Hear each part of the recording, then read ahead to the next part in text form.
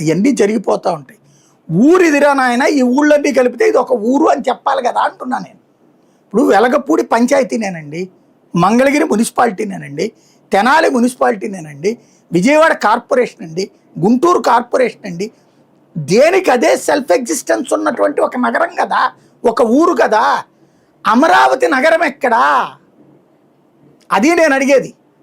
అమరావతి నగరం ఎక్కడా? ఇది మనం పట్టించుకోకపోతే భావితరాలకు అన్యాయం చేసిన వాళ్ళం అవుతాము.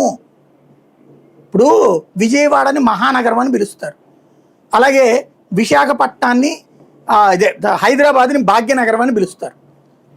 అట్లా పిలిచినంత మాత్రాన గెజిట్లో ఏమని రాస్తారు? భాగ్యనగరం రాస్తారా? లేదు కదా.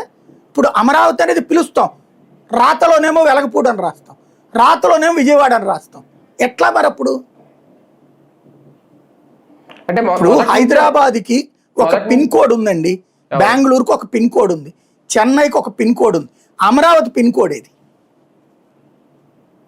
ఇది నేను అడిగేది. అమరావతి పిన్ కోడ్ ఏది? ప్రకాశ్ రాజధాని విషయంలో మరి మొదటి నుంచే 12 ఇప్పుడు నన్ను అన్నారు 12 ఏళ్ల తర్వాత ఒక అద్భుతమైన విజయం సాధించాం, మొత్తం ప్రజలందరూ సంబరాలు చేసుకుంటున్నారని. ఓకే, చేసుకోవచ్చు, అది వేరే విషయం.